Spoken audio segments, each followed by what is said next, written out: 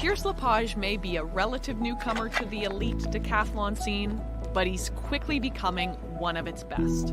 Tokyo is his first Olympics as an athlete, but not his first trip to the Games.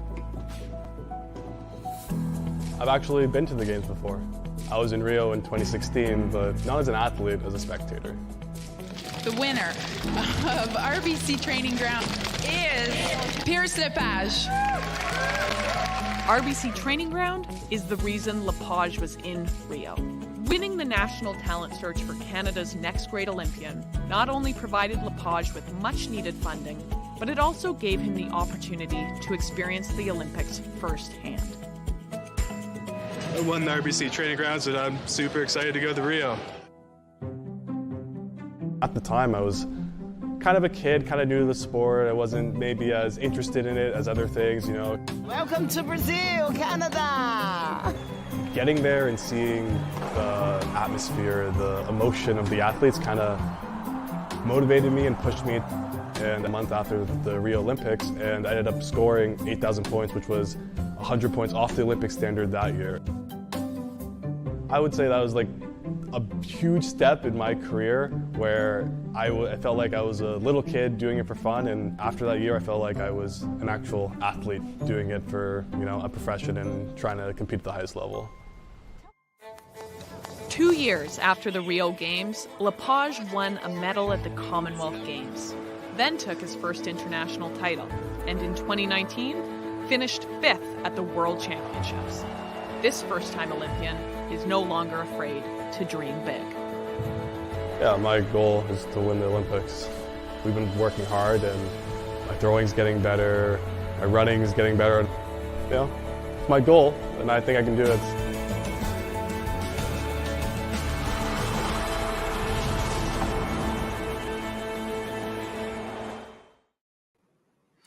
Welcome to the RBC Spotlight Space. My name is Anastasia Busis. Day 14 underway here in Tokyo. Good morning, Pierce LePage. Thank you so much for joining me. Thank you. Good morning. How are you doing? Doing okay. It's a couple, like 8 hours after my decathlon. Yeah. Feel a little tired, but you know, used to it. The heat is grueling. How much water have you drank since competing? I'm having like 20 bottles of water a day. It is not great out there. Just like dripping the whole time. Yeah, so. Dripping. Pretty gruesome weather conditions. 5th in the world, though. How are you feeling with that result? I think I battled hard and I fought really hard, and I'm proud of myself for that. But you know, when you're like this close to getting on the podium, you're disappointed with yourself. There's not many times you can be like, oh, I PB'd, I ran really well in the events I wanted to, and still kind of come away feeling a little bittersweet about it. So yeah, it's a lot of emotions going in my head that haven't quite worked out, but you know, I'm proud of the way I fought. Walk me through the competition. 10 events over 2 days. What are you most proud of? What are you most excited to work on? Yeah, I think like the first thing is just you know, it's dealing with the heat. Everyone's like, oh, the Tokyo heat. It's like, can't be that bad. Yeah, me too. I was like, yeah, whatever. It's a headline. Yeah. It's pretty gruesome. We came in on the 17th and we were staying in our host town, Gifu. And I remember waking up the first day and walking out the bus and it's like, wow, it is hot out here. So I'm happy we did that. And I got a little bit acclimatized, but you know, I think on day one, it was like 47 degrees with the Human X. So I don't think there's much things you can do to prepare for that. But no, I think the first couple events were, you know, first time at the Olympics, maybe a little jitters. So maybe didn't go as well as I expected. But, you know, I followed it up with a really big shot put PB. And then I followed up with a pretty good 400 PB. And I think I called that before on the interview I did previously. And then I was in a good spot. And then in day 2, I knew what I had to do. And I came up a little bit short in a couple of events. And then I'm super proud of myself for I think it was a 9-second PB, yeah. 10-second P in the PB in the 1500. Sorry, you're still tired from yesterday. Yeah. Yeah, in the 1500. So yeah, I fought to the very end and happy for that. My producer Soph looked it up. Your personal best in the shot put is literally half the height of Danny DeVito. So just to put it in perspective, it was quite a large personal best. Yeah. I'm one of the only guys who I think have been spinning. So we worked hard since 2019 because in World Championships it didn't go as well. So we worked hard to do a different technique, and it's paying off. So happy that worked out. You say it was your first Olympics, but you were obviously in Rio watching the Olympics 5 years ago. Has that sunk in? Like your progress has been astronomical. Yeah, 2016. I remember I was a little bit injured and stuff like that, and I got the invite to RBC training ground, and I was like, "This is perfect." It's a combine where you get to test a bunch of events, speed, power. There was even throwing when I did it, and I was like, "This is the perfect little mini decathlon I could do to see where I'm at." And I ended up going, and it was such a blast because at that point I haven't really been exposed to like different sports, different athletes and things like that. So seeing like rowers and rugby players and all that was like, it was just cool because, even though we're in different sports, we all have that same drive. So yeah. And then I did all the combine and ended up winning. And then I got to go to Rio, which was super exciting. And I remember getting there in Rio for the first time. And the first event I watched was beach volleyball. And the atmosphere when you enter the stadium, there was a crowd this time, Yeah. So, no, it was just super inspiring, and seeing all the athletes, compete and seeing their competitive spirit kind of pushed me to want to extend my season that year in 2016. And with RBC, I was able to go to France where I scored 8,000 points for the first time. And that kind of put me into, the international radar so I can get into other meets. And since then it's been, I'm not going to say smooth sailing, but, maybe if you look at the resume, maybe. So, Commonwealth silver, Pan Am bronze, World Champs fifth, and I'm here in the Olympics now. And now the atmosphere, it's the same atmosphere, but I get to, perform and show my competitive, spirit.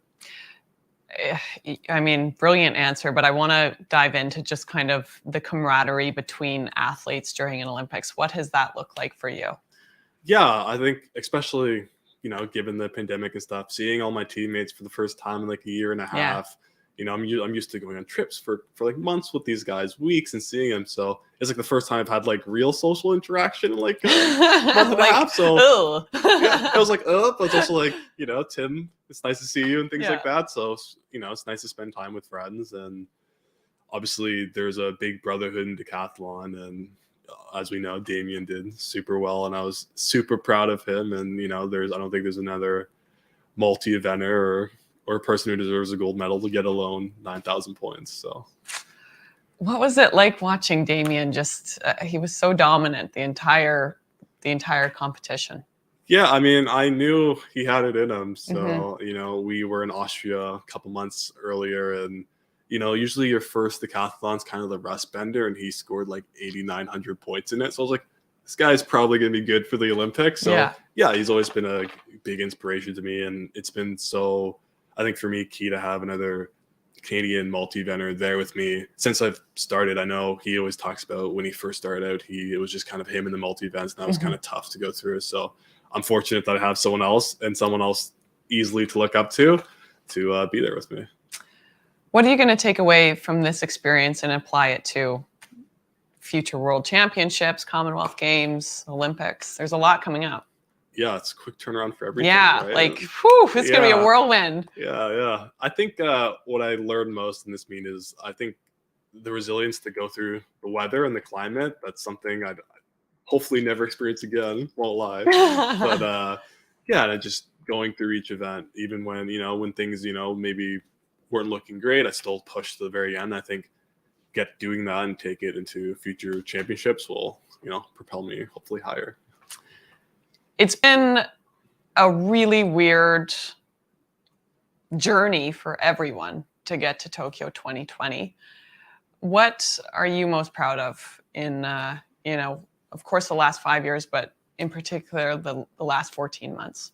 Yeah, I think in the past, 14 months, just probably for everyone, mental health has been a very big issue. So I think I took pretty good steps in dealing with my own. And I think I remember when everything shut down for the first time, and usually when I'm training, my coach is with me and he's there the entire time, finding the motivation to train and stay disciplined, and doing that was super hard, especially when you didn't know what was happening at the time. It's like, are the Olympics happening? Is my season happening? And it's like, Olympics are canceled. Okay, these events are canceled, and your motivation is like at an all-time low, but you have to somehow find a way to be disciplined and keep, there was like a big wall, and I found out how to jump over it. Thank you for being vulnerable with that. It's lovely to see so many athletes talking about mental health right now, and it's making such a difference. Who were some of the people that helped you throughout that transition period from, of course, the pandemic into competing at the highest level? Yeah, I think for me personally, the biggest thing has been myself dealing with my own issues rather than, bottling up and things like that. So I dealt with my own stuff. And then obviously my coach, Gregory Portnoy, has been like a rock in my life, and track's been that always like thing that's always been there. So just when we were finally able to go back to training, and even though it was modified, things were shut down, it was like a huge like pillar of stability in my life. So that kind of helped me work around it. Who would you like to thank, my friend? There's so many people, all the fans, family, friends, everyone who supported me. I got tons of messages and love throughout, the days. And like, I usually stay off social media when I'm competing and things like that. So I know a lot of people might not have been hearing from me, but I've been, I'm in the combined events room, seeing the responses and tweets and things like that. But I'd say like the biggest people, at least for the games, was obviously like number one, my coach, Gregory Portnoy. He's been with me since I was like 12 years old. So he's like my second dad. So it's, I'm happy that I could do okay for him in a little bit, in a little way. And then, my training partners this year, I actually had 2 new training partners, which is new for me because I'm usually always alone. Yeah. So yeah, that was like a big thing for me. And they definitely helped me too throughout the way. So yeah, thanks Nate and Georgia. Obviously my family, mom, dad, brothers, sisters, they had like a huge watch party and things like that. And like my therapist, Andrea, she's been, dealt through it all with me. So, it's been a tough couple months. I guess a year injury wise. So she's definitely kept me in shape, physically, mentally, all of that. So yeah, there's so much more. All of AC, everyone who supported me. It takes a village, and you made Canadians so proud. I've been candid with you. The decathlon to me is just like, what? Like 10 events over 2 days, just the fiercest competition. And it was such a pleasure to watch you and watch you do historic things alongside Damien as well. I'm going to throw to a quick clip, just recapping the competition with you and Damien. Cool. Michael Smith's been a huge inspiration. When I went out to Calgary, he was kind of a mentor and he helped me out. And it's like guys like that kind of paved the way for me. And I just hope to do the same for guys like Pierce. I mean, he's in a similar situation as me. In my first games, I finished 5th. And I think that he has nowhere but up to go. He's a once in a lifetime talent, that guy. He's a guy that's 6'8" that can run 10.3 in the 100 and super long arms. So throughout the years, watch out for that guy. I'm lucky enough that I was able to get this gold medal under my belt now, because who knows in a couple of years if that's even a possibility with guys like Pierce.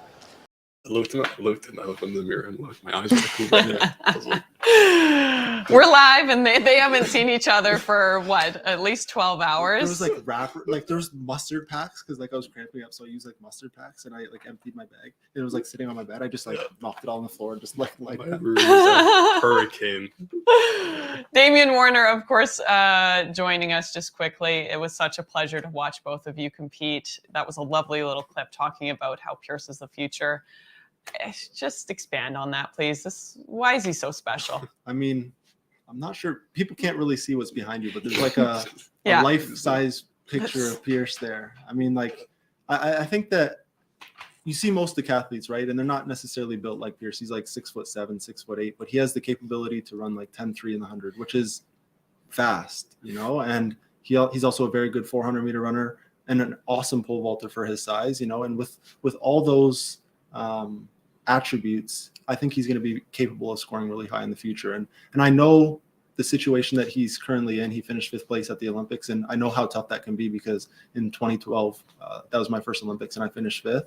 But it's just one of those things where it's I know that if he stays the course and he keeps working with Greg and all those guys, that he's gonna be able to put up some pretty big scores in the future. And I was saying to the media yesterday that I'm glad I was able to get this gold medal in now, because I'm not sure I have another opportunity in 2024 with this guy here. So I'm going to try my best to keep fighting against him in 2024 when I'm in my little rocker in my old age. Yeah, right. But I think he's going to do some special things in the sport. 2024. He'll be the fifth guy in the club, the 9K club. The fifth in the 9K club. That's it. Also, Paris is only 3 years away, so that's a quick turnaround. And you have World Championships and Commonwealth Games, as we've said. Just expand on the mentorship that Damien has provided you, please. Yeah, I still remember like my very first meet. It was right after, it was the France meet I went that RBC supported me for. And I remember messaging Damien, I was like, hey, it's my first big meet. Like, help me, please help me. And he sent me a nice message and things. I was like, oh, wow, he actually responded. And, you know, since then, just going to meets with him, I know he said in the past he never had like another multi-variant with him, like male at least, and it was a little tough. So having someone who has been through the ringer and obviously is super good and super talented, and seeing him, you know, perform and being composed obviously helps me do the same thing. And like without him, I don't think I would have the trajectory as I've had in the past couple of years. So yeah. What are you both doing first and foremost when you land back in Canada? So obviously there's going to be like family, friends and stuff like Yeah. that, but I'm going to have some junk food and play some video games. I think he's a little bit of a video game fan too. Oh, we've played online a couple times together, so we play different games. Yeah. Just kind of relax. I think that the decathlon is so stressful, and we, for the past like how many years, like Tokyo 2020 has been in our minds for so long, and that moment comes and goes. So it's going to be nice to kind of just chill for a little bit, you know, and not have to worry about too much. And Oregon's obviously next year, but I'm not thinking about that right now. Yeah. I'm like ready to not move for like 2 months. Like, I'm done with moving. Like, I'm done with water. He's done with moving. Yeah. Too much water. Decathlons kind of break you in a way. Oh, Lord. Well, it was such a pleasure to watch both of you. Again, 10 events over 2 days. Historic. Congratulations, Damien. Congratulations on your Olympic debut. The sky is the limit. And I just keep thinking, like, it's not a quad. It's only 3 years. We're gonna be having this conversation, but maybe you'll be tying for gold, and you'll both have gold medals. That would be lovely. You want to share the gold medal? Yeah, share the gold medal. I'll be like, no, we're running another 1,500. Thank you so much, Pierce LePage, of course, RBC Training Ground alum and Olympic champion Damien Warner. I appreciate you coming in so early. Again, it is the morning in Tokyo. Day 14. It's gone by pretty quick. But what a games. It's been a pleasure watching you. This is what everyone can look forward to. Lauriane Genet, who just nabbed a bronze medal, and Kelsey Mitchell, they are going for some hardware in the women's sprint cycling. And Ashley Lawrence, there's a little bit of a significant soccer game being played in about 12 hours' time. Canada is going to contest for the gold medal against Sweden. That is our show for today. It's a pleasure chatting with these two. Thank you so much again for taking the time. This was RBC Spotlight. My name's Anastasia Busis. I'll see you again in about 24 hours' time.